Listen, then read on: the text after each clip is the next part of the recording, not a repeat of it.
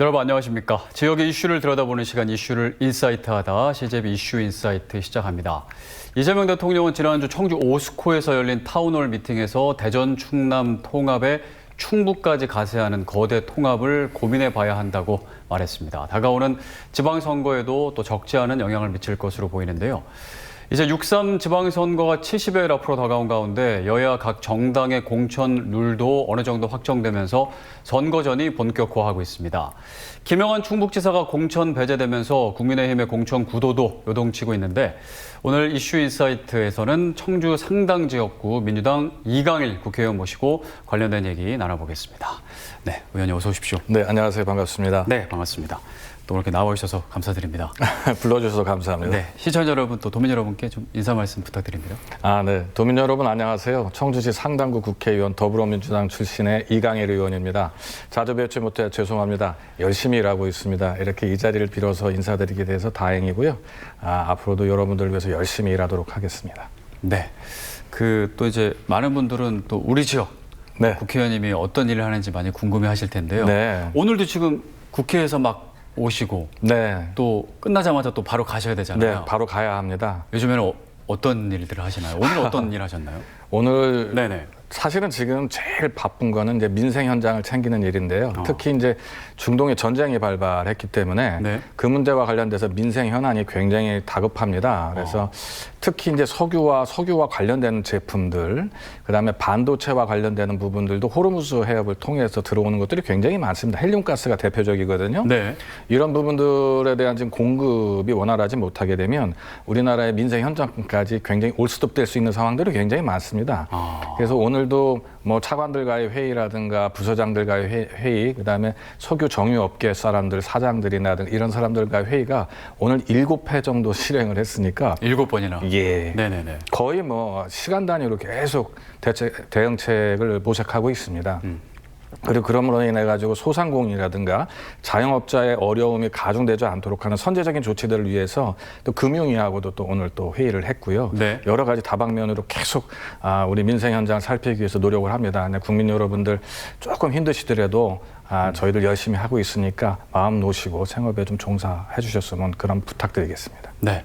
오늘 열심히 또 회의 7번이나 하시고 또 가야 됩니다. 끝나고 바로 또 국회 가야 무슨 합니다. 회의 합니까? 지금 그 법안 때문에 필리버스터가 진행되고 있고요. 그렇죠. 야간에 또 제가 담당을 해서 필리버스터를 지켜야 하는 상황이고요. 내일 아침 일찍은 또 유튜브 방송에 또 나가야 합니다. 지금 상법 개정과 실물 경제에 관련되는 부분에 대해서 내일 또 출연 요청이 있어서 아침 일찍은 또 거기 가서 그 얘기를 또 해야 될 것 같습니다. 네. 바쁘게 활동하고 계시군요.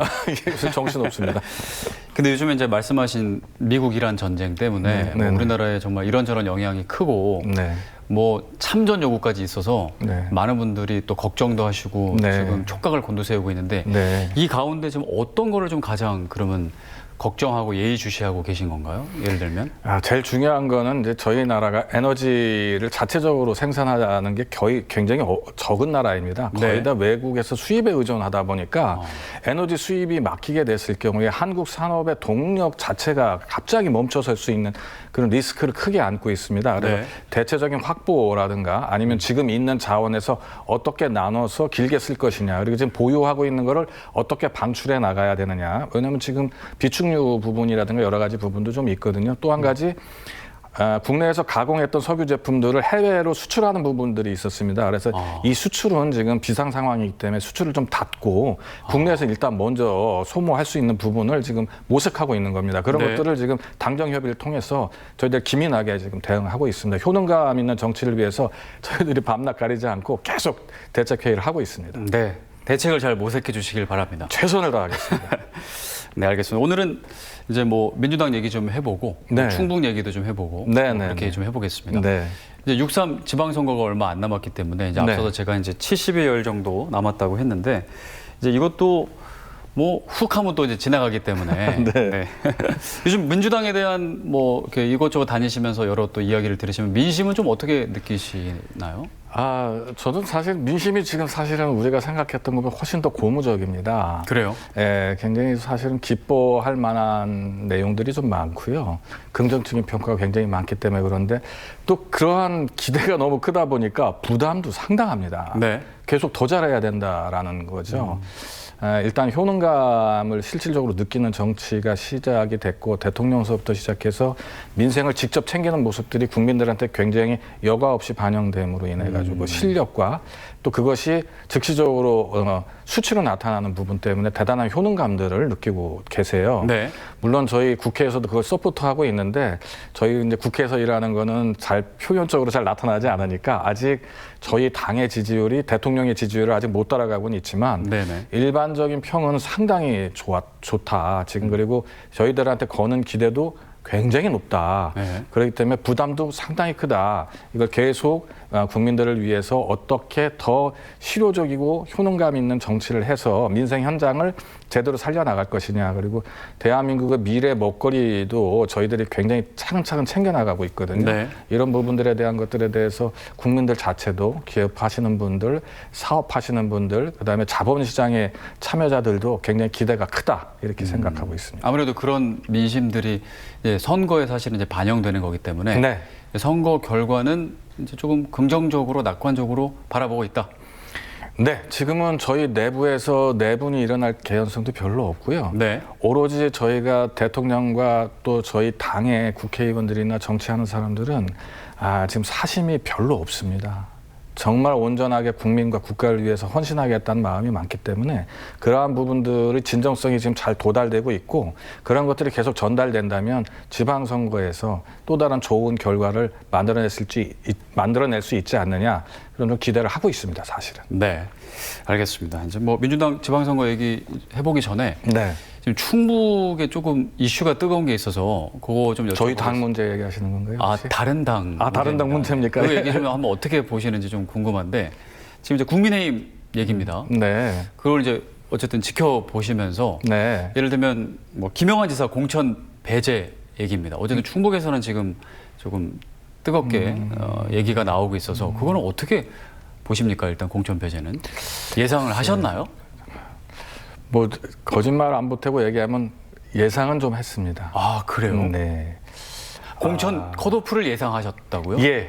공천 경선에서 컷오프- 또 탈락이 아니라. 예, 이제 그래요? 공천을 컷오프 시킬 가능성이 꽤 있다라는 생각을 했고요. 네. 그건 제가 남의 당에 대해서 너무 구체적으로 얘기하는 거는 사실은 좀 적절치 않을지 모르겠지만 제가 어린 시절부터 봐왔던 정치의 형태상 지금 상대당은 굉장히 이제 수세에 몰려 있는 상황입니다. 그래서 네. 여기 돌파구가 있어야 되고 안정적인 판 속에서는 사실은 그쪽에서 어떤 결과를 내기가 굉장히 어려운 상황입니다. 그래서 전반적인 판을 좀 흔들어야 되는 부분이 있기 때문에 선거 프레임을 좀 전혀 새로운 구도로 짜 나가야 되는 부분이 있지 않겠느냐 그런 생각을 했고요. 네. 또 한 가지는 정말 좀 현역이신 그 지사님께서 사실은 지금 구태 이미지를 좀 벗어나지 못하는 부분들에 대한 구설이 좀 많이 있기 때문에 네. 그러한 이미지를 가지고 도민들한테 평가를 받기 위해서는 조금 좀 불리한 부분에 대해서도 인정을 하지 않았느냐 또 그런 부분들이 아마 공천에 굉장히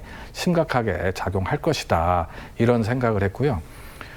또 이런 얘기 또 참 말하기가 좀 그런데 상대당에서 봤을 때 뭔가 본보기가 필요할 때 누구를 먼저 공천에서 배제하고 자기 지지들한테 뭔가 변화의 모멘텀을 읽게 만들어 줄 수 있느냐 하면 가장 구설이 많고 네. 좀 문제가 될 수 있는 분부터 쳐나가기 시작할 거라는 생각이 좀 있었습니다.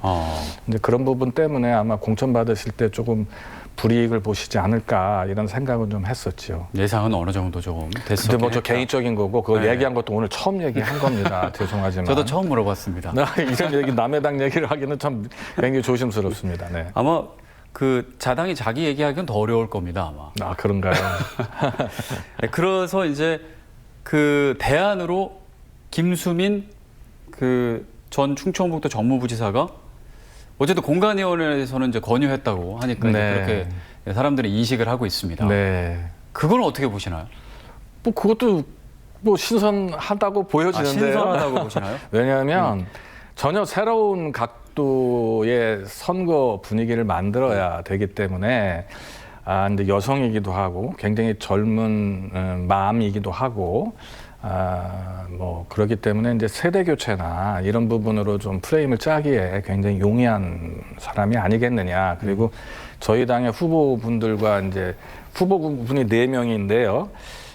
그 중에 이제 다수의 부분과 만약에 그쪽 저희 당에서 조금 다른 형태의 후보가 나오면 상당히 크게 대비될 수 있는 부분도 좀 있지 않겠습니까? 네, 그런 부분을 좀 다각적으로 그 당에서 고민했던 걸로 저는 판단하고 이해하고 있습니다. 아예 프레임 전환을 크게 하자라는 예. 전략이었다. 이제 이럴 때는 그냥 정상적으로는 이제 그 승산이 없다고 판단할 때는 정말 완전히 새로운 구도로 선거판을 짜야 되는 상황이 되는 거거든요. 그럼 다른 당이지만 전략적으로는 괜찮은 선택이었다. 전략적이라기보다는 전술적으로는 괜찮은 선택이었다라고. 남의 당 칭찬하기는 그렇지만 제가 보기에는 괜찮은 판단인 것 같습니다. 아, 그래요? 네.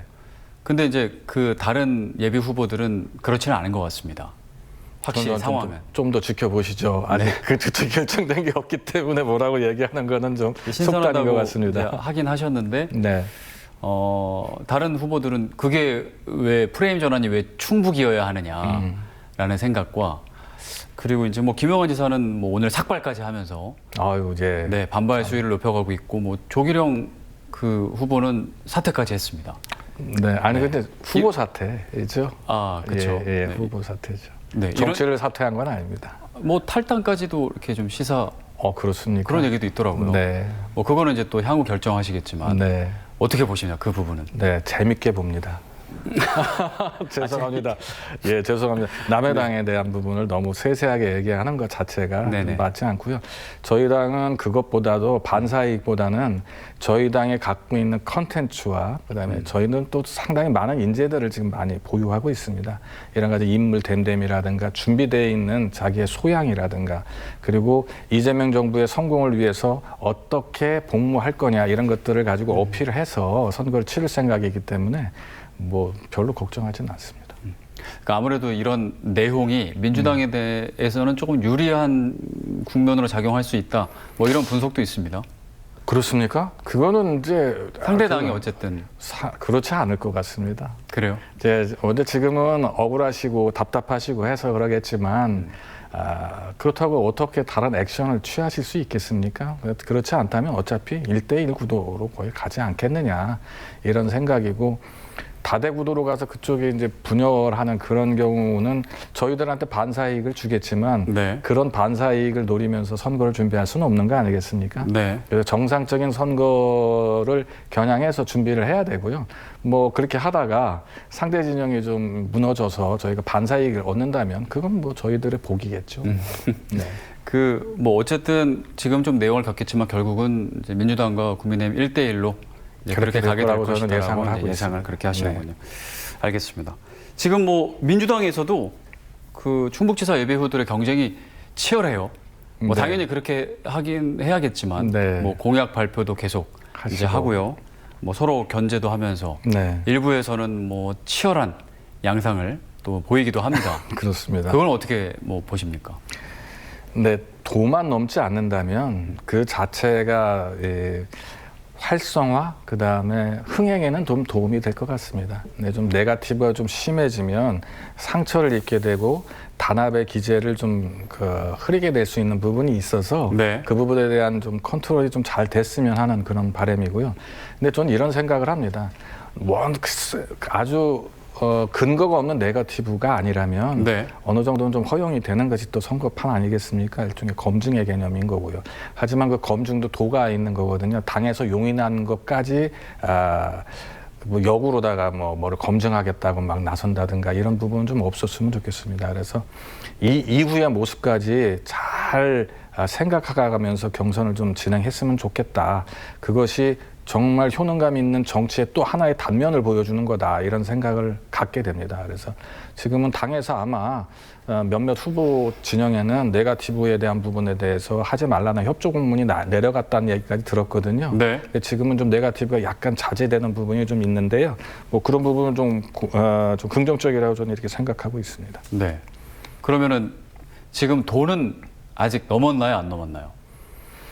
뭐 어제 오늘 신영환 후보랑 노영민 후보는 또 문자 메시지 가지고 또 서로 설전도 벌이고 하던데요. 그 뭐 일종의 전 노이즈 마케팅이라고 생각을 합니다. 사실 그 내용 자체가 큰 문제가 되는 내용도 아니고 그걸 이의제기하는 것도 이의제기할 수 있는 수준인 거고요. 근데 이제 그거를 그게 일종의 노이즈 마케팅으로 그걸 문제 삼는 그 자체를 가지고 이벤트를 하시고 그걸 언론에 활용을 하시지 않습니까? 네. 그게 또 일종의 마케팅 전술적 수법이기 때문에 뭐 그게 그렇게 크게 부정적이라고 보지는 않습니다. 그러니까 또 관전 포인트도 있고 사람들한테 관심을 좀 불러일으키는 것도 좀 있는 부분이 있다. 네. 거기서 좀 더 나가서 심각해지는 부분이라면 아마 당에서 개입을 하겠죠. 아직까지 도를 넘는 수준은 아니다. 아닙니다. 네. 그렇습니다. 일단은 서로 마케팅 차원에서 하는 차원일 가능성이 있다. 아유, 뭐 미국 같은 경우는 너 그거보다 훨씬 더 심각한 부분도 하고 있는데요. 뭐 네네. 그 정도까지는 서로 용인을 해줘야 되는 부분이 아닌가 이렇게 생각을 하고 있습니다. 네. 아무튼 이제 선거가 다가오면서 네. 뭐 더 심해질 수도 있고 선거 열기는 계속 고조되고 있는 것 같습니다. 네. 민주당에서는 이번 선거 그리고 또 어떤 선거라고 조금 큰 틀에서 좀 보고 계십니까? 글쎄요, 이게 저희는 사실은 내란을 극복하고 다시 탄생한 정부이기 때문에 이 선거에서 기본적으로 국민들이 지금 현 정부의 정책에 대한 지지를 보내면서 그것이 지방자치까지 그러한 분위기를 계속 힘을 보태서 밀어줄 거냐. 너희들 한번 책임지고 지방정부까지 운영을 해봐. 네. 이렇게 하고 믿음을 던져줄 거냐. 아니면 야 너희들 너무 좀 그러니까 이런 부분에 대해서 좀 지금 야당에다 좀 안배를 해야 되지 않느냐. 이런 이제 뭐 그런 것들에 대한 어떤 판단의 그런 선거가 아닐까 이렇게 생각을 하거든요. 네. 저희 당이 이제 가진 장점이 있기 때문에 그 장점들에 대해서 국민들, 유권자들, 도민들이, 시민들이 어떻게 판단할지에 대한 부분이고요. 저희들이 보면은 이제 지금은 저희 당이 상대 당에 비해서는 좀 우월한 몇 가지 조건들을 지금 갖추고 있습니다. 하나는 제대로 된 국민들과 다가가는 제대로 된 리더십이거든요. 네. 현재 대통령에 대한 국민들의 여망이 그 리더십 속에서 태동되는 거고요. 또 한 가지는 정책 실행 능력입니다. 저희 민주당 국회의원들이 어느 당보다도 사실 공부들을 굉장히 많이 하고 민생, 국민들을 위해서, 나라를 위해서 상당히 공부도 많이 하고 그다음에 정책들도 굉장히 많이 쏟아내고 있습니다. 네. 또 그런 것들을 실행시킬 수 있는 다수당의 입장이기 때문에 저희들 개인적인 욕심 때문에 다수당의 힘을 쓰는 것이 아니기 때문에 정책 실행 능력에서 사실은 지금의 야당보다는 훨씬 더 많은 역할을 해낼 수 있다라는 부분이고요. 네. 또 한 가지는 저희들이 인재가 훨씬 더 많습니다, 지금. 저희들이 육성에 올라온 인재들이 네. 인력풀 자체가 상대당에 비해서 몇 배 많다고 자부할 수 있습니다. 그래서 좋은 인재들 속에서 좋은 후보가 나오는 거기 때문에 그만큼 또 인재에 대한 부분에 대한 자신감도 있고요. 또 한 가지 저희 당이 또 잘하는 부분이 연대 정당이라는 겁니다. 물론 야당 갖고도 연대를 하려고 노력은 하지만 특정한 정당 이외 다른 야당들하고 연대가 상당히 잘 되고 있고요. 제사회단체라든가 외국의 사회단체라든가 이런 여러 가지 사회 세력들과 노동 세력들까지 다 아울러서 연대 틀을 굉장히 폭넓게 가져가고 대화하고 소통할 수 있는 정당입니다. 네. 근데 이런 것들이 굉장히 큰 장점이기 때문에 이번 지방선거에서도 저희들이 선택받기가 굉장히 선택적 우월함, 그다음에 그러한 좋은 장점을 많이 갖고 있다 이렇게 생각을 하고 있습니다. 그래서 이번 지방선거는 그러한 부분들이 잘 평가되고 판단되어질 수 있도록 최대한 잘 홍보할 생각이고요. 또 한 가지 기존에 저희들이 옛날 정당에서 저희 정당에서 크게 실수했던 것이 선거를 앞두고 저희들이 자충수를 두는 경우가 굉장히 많았었거든요. 네. 이번에는 그런 것까지 저희들이 잘 갈무리하고 컨트롤하고 통제해 나갈 수 있는 경험들이 많이 갖춰져 있기 때문에 그런 실수들은 안 나올 거라고 생각을 하고 있습니다. 네. 이제 그럼에도 이제 어쨌든 최근에는 그 민주당 충북도당에서는 어쨌든 약간 논란은 있었습니다. 당원 명부 유출 예. 의혹과 관련해서. 네. 어쨌든 그거를 처음 제기하신 분이시기 때문에 이따가 네. 한번 여쭤볼 텐데 일단은 그 관련해서 그 이제 전략 지역으로 됐기 때문에 네. 이제 중앙당에서 이제 권한으로 넘어갔잖아요. 네. 최근에 이제 경선 방식이 정해지긴 했는데 원래는 이제 일반 국민 50, 권리당원 50이었는데 최근에 정해지기를 이제 일반 국민 70%, 그다음에 권리당원 30%로 이제 결정이 됐습니다. 이거에 있어서는 뭐 같은 당 안에서도 또 여러 의견이 또 분분하고요. 네. 어떻게 좀 이 비율은 생각하시는지 궁금합니다. 제가 사실은 뭐 그 문제를 당에다가 문제 제기를 한 당사자 의원입니다. 최초로. 네. 제가 그걸 굉장히 심각하게 받아들였던 부분이 당원 주권주의를 굉장히 흔들고 당내 민주주의 근간을 훼손할 수 있는 사건이었기 때문에 빨리 처리를 하고 적절한 처방을 통해서 당원 주권주의가 훼손되지 않도록 하기 위한 것이었는데 사실 당에서 이 부분을 전면적으로 조사하기 굉장히 어려운 상황이었기 때문에 조사된 수준 내에서 필요한 조치들을 해나간 거고요. 원래 이러한 사태에서는 권리당원의 투표권이 오염될 가능성이 있다 보니까 채택하기 굉장히 어려운 상황이었었습니다. 네. 하지만 내부적으로 어떤 거냐면 우리 권리당원의 최소한의 권리를 좀 보장해야 된다라는 것들이 좀 관철이 돼서 고민하다가 이제 없애진 못하고 30% 정도로 이렇게 감안하는 방향으로 했는데요. 그럼에도 불구하고 당원들한테는 굉장히 상심이 생기게 됐습니다. 네. 내 권리가 줄어들었거든요. 근데 그분들의 잘못이 있는 건 아니고요. 사실 잘못된 사람들에 대해서 잘못된 사람과 그것과 관련된 후보들에 대해서 페널티를 주고 사실 오염된 당원이 있으면 그 오염된 당원들을 찾아서 덜어내야 되는데 네. 물리적으로 그게 가능하지 않기 때문에 고육지책으로 좀 나온 안이 이거다 이렇게 생각해 주시면 좋겠습니다. 이 자리를 빌어서 우리 권리당원 분들한테 도부의 권리당원 분들한테 정말 면구하다는 말씀드리고요. 그러지 않아도 최소한 그래도 30%라도 좀 지켜낼 수 있도록 빠른 처방이 조금이라도 됐다는 부분에 대해서 그나마 위안이 좀 된다. 앞으로 당원 주권주의가 훼손되지 않도록 최대한 열심히 노력을 해서 그분들을 앞으로는 이러한 실수가 없도록 최선을 다하겠습니다. 하여간 거듭 사과의 말씀 드리고요. 이번에는 권리당원의 좀 권한이 약간 축소되는 부분에 대해서 좀 아쉽지만 용인해 주시고 좋은 후보를 선택하는데 좀 미진 하나마 최선을 다해 주실 것을 부탁드리겠습니다. 네.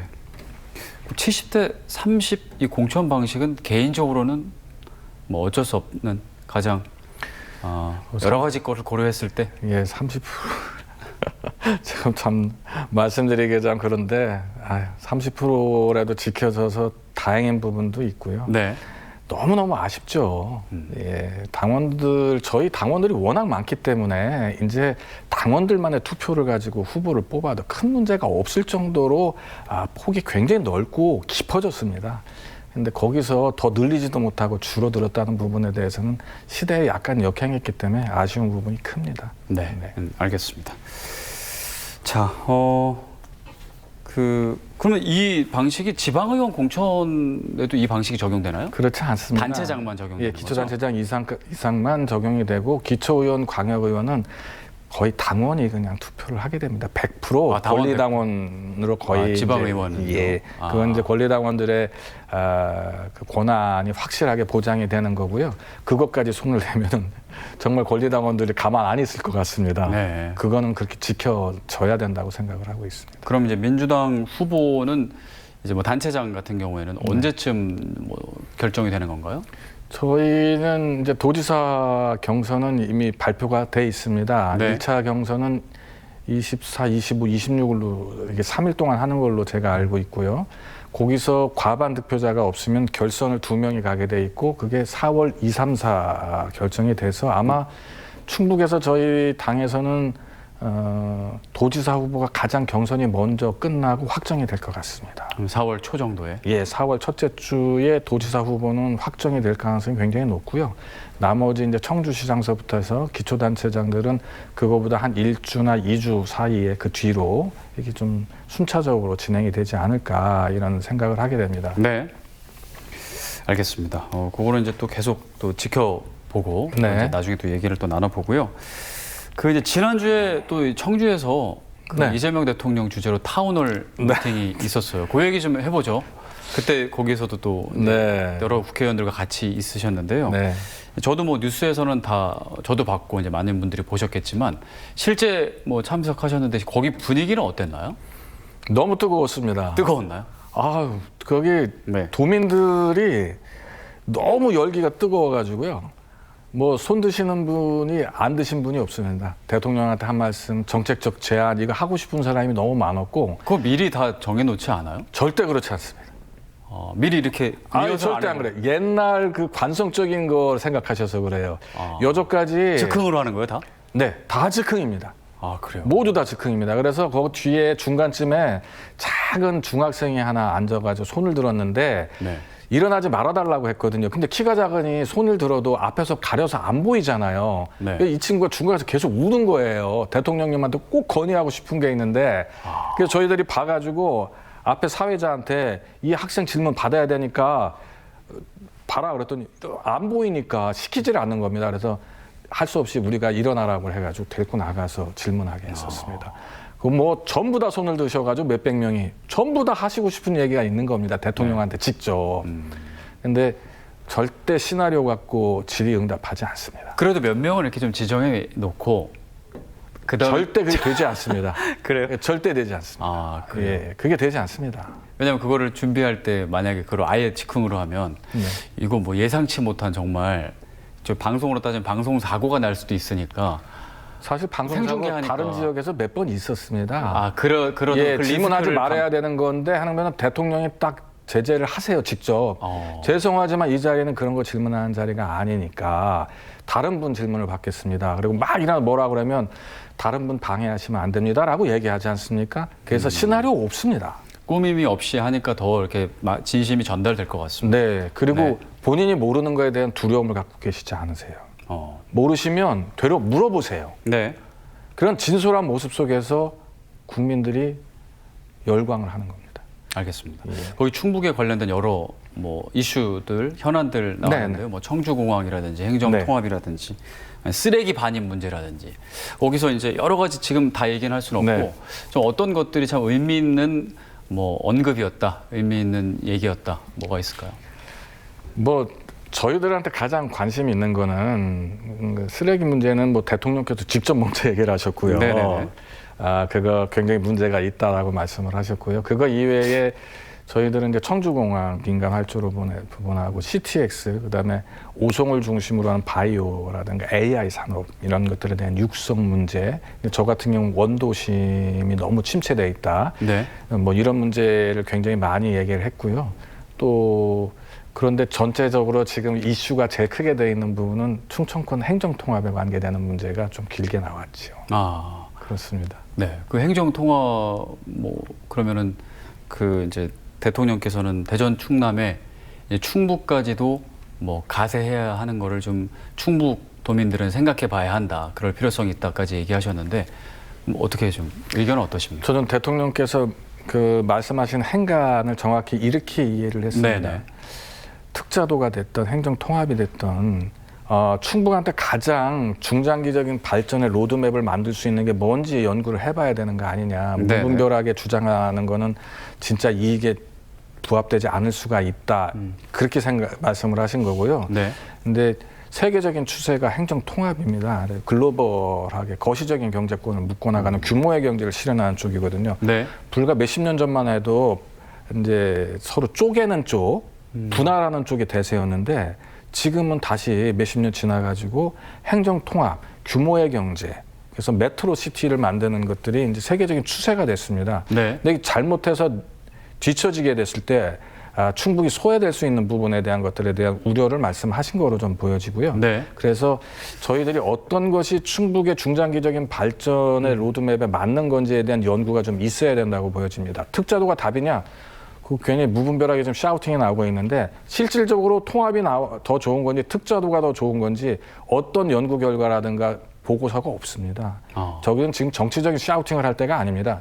진짜 진지하게 우리 충북의 발전이 어떤 것이 정답이냐를 놓고 진지하게 토론하고 전문가적 연구라든가 이런 걸 토대로 해가지고 상의를 해 나가야 하는 시점이라고 보이고요. 네. 제가 이제 저희 조상이 이제 충북 사람들이다 보니까 제가 청주의 발전의 역사도 옛날부터 조금 생각해 본 게 있거든요. 구한말에 사실은 경부선이 청주를 못 지나가게 함으로 인해서 지금 옆으로 비껴나가 있는 쪽이 충청권의 중심으로 돼버린 것도 있거든요. 이거 굉장히 큰 미스였지 않았나 이런 생각을 합니다. 후손을 위해서. 근데 이제 충청권의 행정통합이나 통합을 얘기할 때 사실은 충북을 빼놓고 한다는 거는 말이 되지 않습니다. 충청이 어딥니까? 충주와 청주인데 그렇죠. 어떻게 충주와 청주가 들어있는 충북을 빼고 되게 될 수가 있겠습니까? 또 한 가지는 충남과 대전만 가지고는 인구가 얼마 되지 않습니다.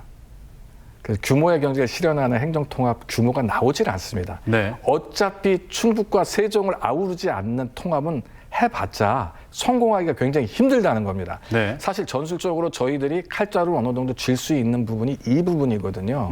그래서 특자도가 좋은지 행정통합이 좋은지를 판단을 하고요. 행정통합이 좋다 하더라도 행해본의를 충북이 어느 정도 쥐고 가면서 통합을 이뤄낼 수 있는 부분이 있다. 저는 그런 확신을 갖고 있습니다. 그래서 지금은 어떤 특정한 안을 가지고 샤우팅하는 것보다는 정말 충북을 위해서 어떤 안이 더 좋은가, 지금 그걸 갖고 서로 연구하고 토론해야 될 때라고 생각을 합니다. 네. 장기적으로 봤을 때는 어쨌든 같이 통합하는 게 좋다라는 의견이시긴 하네요. 지금 연구 수기는 해봐야겠지만. 제가 그러면 우리 도민들한테 역으로 좀 말씀드리겠습니다. 특자도가 이제 3개가 있다고 생각을 하시면 됩니다. 강원, 전북, 네. 그다음에 제주입니다. 강원과 제주는 특자도가 아니면 생존이 불가능하게 어디 붙일 데가 없습니다. 전북도 그렇습니다. 자, 특자도를 한 쪽에 그 도에 베네핏을 좀 줬는데 과연 지금 충북의 발전보다 더 나은가요, 거기가? 지금 나와 있는 결과가 특자도가 정말 좋다면은 거기에 발전에 상당한 베네핏을 갖고 발전이 쭉쭉쭉 일어나야 되는데 네. 그렇지 않는 거거든요. 특자도의 한계라는 게 있다, 분명히. 우리가 선행지표가 있는데, 다른 도에 선행지표가 있는데 그걸 좀 연구해봐야 될 필요성이 있지 않느냐. 그럼에도 불구하고 충북이 독자적인 생존이 가능하다면 특자도로 가야 되겠죠. 근데 그 부분에 대해서는 지금 정답은 없습니다. 분명한 거는 좀 연구를 확실히 해봐야 되는 부분이다. 네. 그리고 그쪽으로 가게 되면은 특자도든 통합이든 한번 선택을 하게 되면 20, 30년 내에 되돌릴 수가 없습니다. 네, 그래서 쉽게 갈 수 있는 부분이 아니고 깊게 연구를 하고 결정을 해야 된다, 이렇게 생각하고 있습니다. 제가 어쨌든 법은 잘 모르는데 네. 특자도를 하고 네. 특자도를 한 상태에서 통합하면 안 됩니까? 그게 꼭 이분법적으로 이거 아니면 이거 선택을 해야 되는 겁니까? 지금 현재 상태의 시스템은 이제 2개 중에 하나를 해야 되는 상황이 될 거예요. 특자도 쪽으로 가서 특별법을 적용을 받게 되면 그냥 특자도와 관련되는 부분을 좀 달려나가야 될 필요성이 좀 있는 거고요. 네. 2가지를 다 겸해서 좋은 점을 다 받아오면 좋겠지만 2개 다 하면 안 되나 이런 생각이 듭니다. 그렇게 줄까요? 2개를 다 갖고 올 수 있으면 참 좋겠습니다. 특자도에 해당되는 특혜들 다 받아오고 네. 통합에 관련되는 특혜를 다 받아오면 되게 좋고 입법하면 되는 이상적이죠. 거 아닙니까? 아닌데 그렇게 되지 않습니다. 쉽지 왜냐하면 않아요. 입법은 우리 충북도나 충청도의 국회의원들만 갖고 되는 부분은 아니기 때문에 쉽지 네. 않을 것 같습니다. 잘 그 연구를 해서 수기를 해서 어쨌든 둘 중에 하나를 선택을 해야 된다. 지금 네, 상황은 그렇게. 제가 보기엔 둘 중 하나로 선택을 해야 될 것 알겠습니다. 같습니다. 네. 자, 이렇게 이제 대통령 그 주제로 타운홀 미팅을 하면 뭐 네. 거기서 여러 현안들 얘기가 나오고 그게 이제 곧바로 사실 뭐 현안 해결로 이어지는 건 아니지만 한 것과 안 한 것. 아무래도 그런 타운홀 미팅에서 얘기가 나오면 더 현안 해결에 힘을 받는 거 아닙니까? 확실하게 봤습니다. 어느 정도로 힘을 받습니까? 정책의 일관성과 네. 그다음에 부처에서도 대통령의 말은 모든 부처는 실행을 해야 되는 겁니다. 네. 로드맵을 갖고 꾸준히 그걸 점검해야 되는 거고요. 그런데 한번 시켜놓고 말면 하다가 말겠죠. 네. 대통령 성격이 그게 안 됩니다. 본인이 얘기했던 거는 불현듯 어느 날 또 점검을 꼭 하십니다. 네. 그런 부분이 있고요. 사실 저 같은 국회의원도 대통령께서 하시거나 한 부분들을 계속 체크하고 점검합니다. 그런 이제 부처 장관이나 차관들을 통해서 언제 어느 자리에서 대통령께서 말씀하셨던 부분 진척 상황 주세요. 끊임없이 그 부분에 대해서 관심을 갖고 있고 점검해 나가면 됩니다. 네. 예. 어쨌든 좋은 기회였다. 네, 그렇게 보시는군요. 상당히 좋은 기회죠. 네네. 와주신 거 고맙고요. 한 번 더 오셨으면 좋겠습니다. 또 이렇게 힘 좀 써주셔야 될 것 같습니다. 그렇게 하도록 노력하겠습니다. 알겠습니다. 청주 상당구가 지역구십니다. 네. 네. 그 상당구도 현안이 많습니다. 상당구의 대표적인 현안은 어떤 건가요? 저희 상당구의 대표적인 현안은 사실은 상당구의 본래의 위치, 지위를 좀 찾는 거입니다. 그 상당구는 서원경이죠. 신라시대부터. 1500년의 고도입니다. 거기에 핵심 중심지가 상당구입니다. 그래서 이 지위를 좀 많이 지금 잃어버렸거든요. 네. 그래서 이거를 어떻게 지위를 살려내느냐에 대한 부분인데요. 일단 원도심 활성화에 대해서 저는 지금 대통령께도 건의드렸고 총리에도 건의드렸고 청와대 정책실장한테도 건의를 드렸는데요. 공공기관 이전을 고도 원도심에도 해당되게 좀 해달라라는 부탁을 지금 하고 있습니다. 그래서 특히 성안길을 중심으로 한 원도심 내에 네. 국가의 정책기관이 좀 들어와서 활성화시킬 수 있었으면 좋겠다. 좀 생각하는 기관은 있거든요. 특히 원도심은 이 청년들의 창업이나 그다음에 창업뿐만이 아니라 어떤 그 창조적인 공간을 좀 만들고 싶은 부분이 있어서 그걸 서포트해 줄 수 있는 그런 국가기관이 좀 저희 상당부에 좀 들어왔으면 좋겠다. 그리고 제가 이런 말씀을 드렸습니다. 네. 원도심에서 지금 대한민국에서 가장 유서가 깊은 원도심은 우리나라 벌써 다 나와 있다. 충청도, 충주와 청주, 강원도, 강릉과 원주. 원주는 조금 발전했어요. 이제 강릉은 아직 뒤쳐져 있잖아요. 경상도, 경상도 하면 경주와 상주. 이런 식으로 전라도, 전주와 나주. 답이 나와 있네요. 답이 나와 있습니다. 정말 오래된 고도이거든요. 그 원도심들 지금 거의 다 낙후돼 있습니다. 왜 낙후돼 있나요? 파면 역사적 유물도 나오고 그다음에 개발의 용적률 제한도 다 걸려 있습니다. 그래서 거기를 특색 있게 발전시킬 수 있도록 하기 위해서는 지금 공공기관 이전에 대한 부분도 그런 데는 좀 페이바를 좀 줘야 된다라는 걸 주장하고 있고 그다음에 지방시대위원회에도 얘기를 했고요. 위원장한테도. 지금은 그 위원장이 거리가 돼가지고 지금 요번에 우리 도지사 후보로 예비 후보로 있는 신용환 부위원장이 지금 대행을 하고 있는데 좀 몇 번 만나서 얘기했습니다. 네. 당신 그만둘 때까지 이 문제는 안 해서 어느 정도 해결해라. 정답을 해고 나와라. 네. 네, 그것까지 해놨습니다. 알겠습니다. 네, 그게 좀 가장 크고요.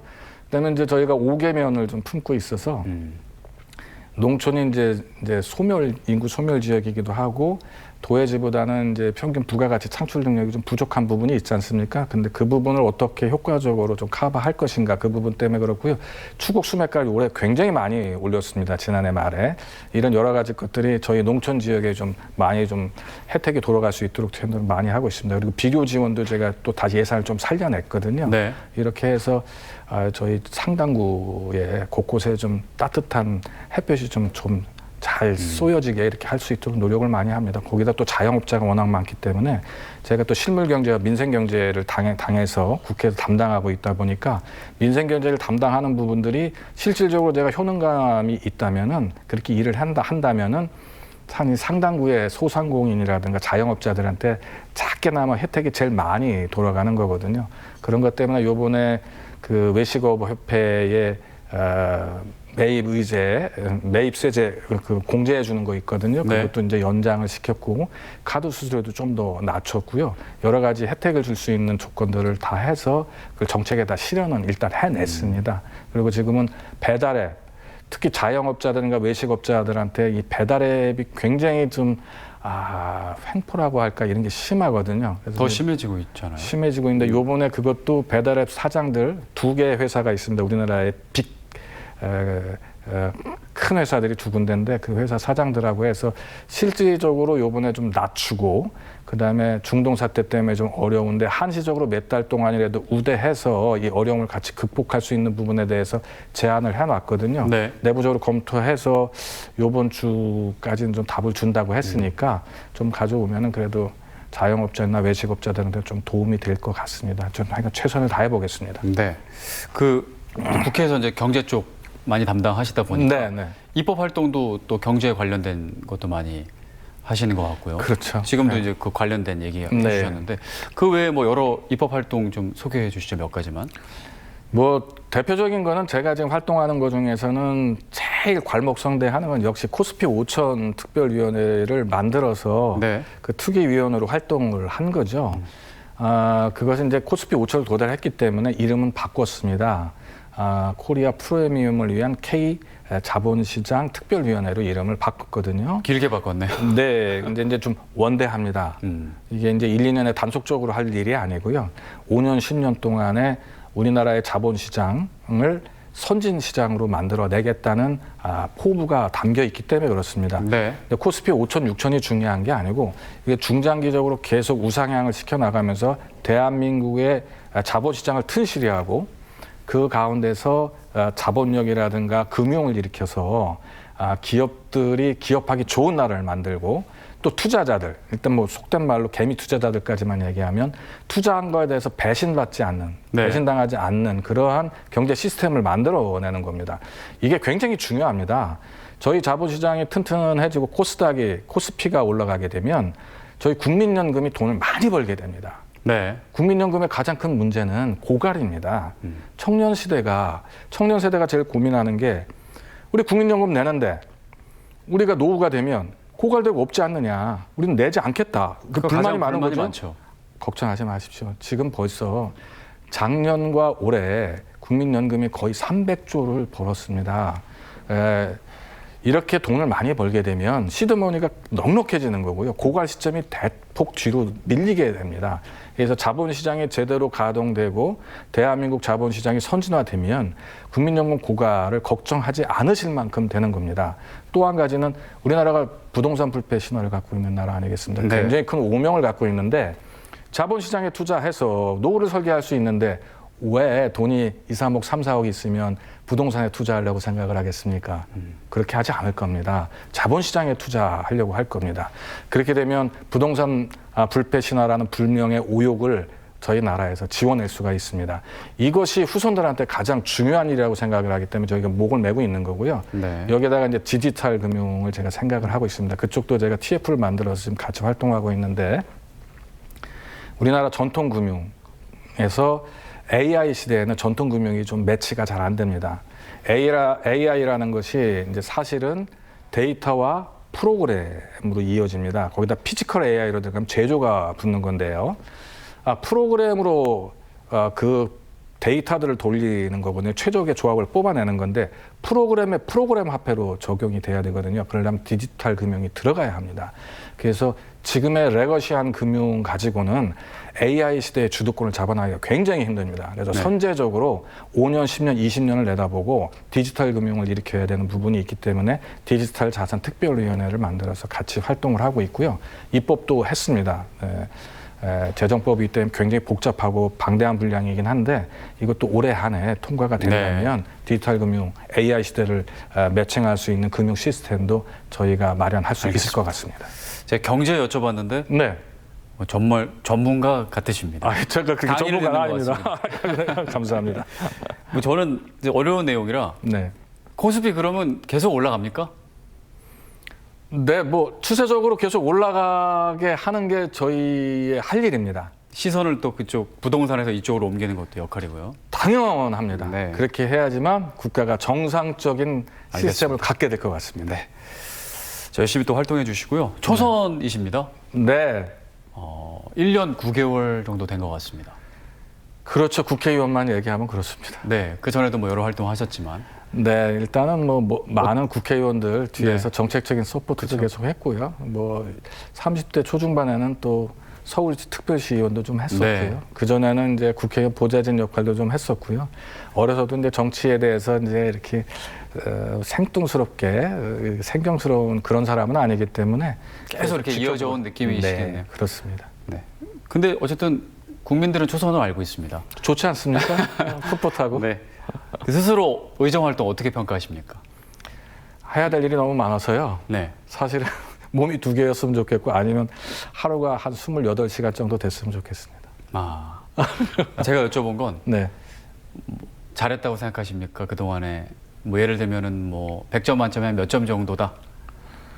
일단 스스로 평가하기에 제가 1년 9개월이면 좀 짧은 시간이긴 하지만 참 교만스러운 얘기인데 한 98점 됩니까? 아니 한 80점은 되는 것 같습니다. 예, 그만큼 나는 자부할 만큼 열심히 했다. 열심히 한 거는 자부를 하고요. 그다음에 효능감에서도 상당 부분 성과를 냈다라고 저 스스로는 평가를 좀 하고 있습니다. 그리고 계속 효능감 있는 성과를 내기 위해서 준비하는 것도 굉장히 많습니다. 네. 미흡한 부분은 없나요, 스스로? 제가 좀 체력이 좀 약한 편인가 봅니다. 네. 하루에 한 서너 시간씩 자고 이래야 되는데 못 버티겠더라고요. 서너 시간씩 자고 일하신다고요? 지금 그 정도로 일이 많습니다. 이제 의외로 다 일을 해야 되는 부분에 몇 가지는 일을 아예 끊고 못하는 부분이 좀 있거든요. 네네네. 체력이 상당히 필요한 것 같습니다. 지금도 목이 좀 잠겨가지고 끝으로 갈수록 말하는 게 힘들어지네요, 지금. 목캔디 이제 좀 드셔야 될 것 같아요. 그러면 먹어야죠. 정치하시면서 네. 그럼 어떤 그 가치를 최우선으로 생각하고 계십니까? 정신 없으시겠지만. 저는 홍보 막 하고 막 이러는 것도 좀 덜 하려고 노력을 하는데 안 할 수 없어 하는 건데요. 네. 상선약수가 맞습니다. 이제 잘 해야 되고 마찰 없이 잘 물 흐름처럼 해내는 게 제일 중요하고요. 네. 국민들은 무지 큰 변화를 느끼는 게 아니라 불편이 서서히 눈이 녹아 없어지듯이 불편한 부분이라든가 불편부당함이 없어져 나가는 것을 은연중에 느끼게 하는 그런 정치가 가장 좋다고 생각을 합니다. 그래서 크게 너무 변혁을 함부로 주는 것도 굉장히 안 좋다는 생각을 갖거든요. 네. 리스크가 있습니다. 너무 무리하게 하는 게 별로 좋지 않다는 생각을 갖게 됩니다. 하지만 지금은 약간 좀 뭐라 그러나 좀 세게 거세게 몰아치는 부분은 사실은 전 정권의 몇 년 동안이 우리나라의 민주주의를 퇴행시키고 자본주의의 민주주의도 퇴행을 시켰습니다. 이걸 다시 원복을 시켜야 되는 부분, 그것뿐만 아니라 세계가 너무 급박하게 지금 변화하고 있거든요. 이거에 따라가는 게 중요한 게 아니고 네. 사실은 그 앞선에 같이 포지셔닝이 돼야 됩니다. 그래야 대한민국이 선진사회에서 굳건한 위치를 잡게 되는 거거든요. 그렇게 하다 보니까 시간이 부족합니다. 그래서 열심히 해서 저희가 그 세계 글로벌 시장에서 선진 자본 시장에서 아니면 글로벌 시장에서 글로벌 사회에서 선두 그룹에 포지셔닝 시키는 부분을 계속 유지할 수 있도록 최선을 다하겠습니다. 네. 이 질문 한번 드려보겠습니다. 네. 그 일각에서는 이제 이런 얘기가 나옵니다. 이 질문을 어떻게 받아들이실지 모르겠는데 이제 국회에서 활동을 열심히 하시다 보니까 네. 지역에 있는 지역민들은 이강일 의원과 관련해서는 지역에서는 많이 못 본다라는 일부 의견이 있습니다. 이렇게 그거는 어떻게 그 의견이 안 들어보셨나요? 그쪽 한쪽으로는 듣고 한쪽은 안 듣습니다. 네네. 근데 이제 대민들을 접촉하는 방식이 좀 많이 다릅니다. 네. 그래서 대개들 큰 행사 그리고 지역에 그래도 영향력 있는 분들이 만나는 자리에들 많이 가서 인사를 하시는데 네. 저는 좀 소외된 쪽으로 많이 접근해 들어갑니다. 사실 아이들의 공부방 같은 데 많이 가고요. 그다음에 복지시설 가고요. 장애인 시설 가고요. 그래서 그늘이 있는 곳에 많이 가는 편입니다. 거기 가면 매스컴이 잘 안 붙습니다. 근데 그런 데는 제가 제일 많이 다니는 걸로 제가 알고 있고 자부심 있게 많이 다니고 있거든요. 그래서 그늘진 곳을 좀 더 많이 다니자라고 생각을 하고요. 그다음에 많이 모여 있는 데보다는 소그룹 모임을 되게 좋아합니다. 네. 허심탄회하게 얘기할 수 있고 서로가 좀 서로의 한마디라도 할 수 있으려면 사실은 10명을 넘어가게 되면 굉장히 어렵습니다. 그래서 50명, 100명, 몇백 명 모이는 자리보다는 5명, 10명, 20명 모이는 자리를 좀 많이 갑니다. 그래서 내려오는 게 제가 더 적다고 생각하지는 않습니다. 이제 그래도 조금 알려야 되는 거 아닙니까? 어느 정도는? 제가 효능감 가지고 충분히 좀 커버하고 있다고 생각을 합니다. 특히 제가 자본시장 활성화를 위해서 일하고 있는 부분들은 사실 자본시장, 주식시장이라든가 채권시장이라든가 자본시장에 일하고 있는 분들은 은연중에 많이 알고 있습니다. 네. 또 한 가지 제가 배달앱이라든가 자영업자, 외식업자를 소상공인들을 위해서 일하는 부분 사실 굉장히 많이 알고 계십니다. 네. 그래서 저는 글쎄 효능감으로 채우겠다. 그렇죠. 어차피 효능감과 일을 하는 실적이라든가 이런 걸로 다 평가받는 거기 때문에 그 뭐 얼굴 안 보인다고 일 안 하는 거 아니지 않습니까? 그래서 열심히 하고 있고요. 얼굴 못 배워야 되는 거 정말 죄송합니다. 근데 오늘 이런 자리를 통해서 많이 알게 됐으니까 예, 이해해 주시고 양해해 주실 거라고 생각을 합니다. 네. 잊히실 때쯤에 저희 방송에 계속 나와 주시면 저희가 경제 관련 좀 네. 시사 프로그램 같은 걸 좀 해주셨으면 좋겠습니다. 네. 저희 나라는 그것이 굉장히 중요한 국가입니다. 그래서 알겠습니다. 그런 부분에 대한 프로그램을 좀 만들어주시고 불러주시면 제가 자주 열심히 나오겠습니다. 공부해서 한번 같이 하겠습니다. 같이 공부하면서 하는 겁니다. 네. 알겠습니다. 뭐 오늘 하고 싶으셨는데 얘기 못 하신 거 있으신가요? 조금 전에 말씀하셔서 네네네. 얼굴 많이 비춰드리는 자리에 자주 못 가서 죄송하다는 말씀을 드리고요. 놀면서 안 가는 거 아니니까 좀 양해를 부탁드리겠습니다. 누구보다 열심히 일한다는 자부심이 있고 또 제가 맡은 업무에 대해서 누구보다 효능감이 있고 실적을 낼 수 있는 그런 자긍심, 자부심도 있습니다. 아주 똑부러지게 제가 맡은 바는 확실하게 실적을 내서 국민 여러분들, 저희 유권자 여러분들한테 꼭 보답하겠습니다. 네, 알겠습니다. 원래 마지막으로 제가 한 말씀 부탁드리는데 한 말씀 뭐 해주시겠어요? 뭐 지금 다 한가요? 다 하신가요? 네, 알겠습니다. 그러면 여기서 뭐 마무리하겠습니다. 네. 자, 지금까지 민주당 이강일 국회의원이었습니다. 오늘 감사드립니다. 네, 감사합니다. 네. 네, 이슈 인사이트 여기서 모두 마치겠습니다. 오늘 함께해 주신 여러분 고맙습니다.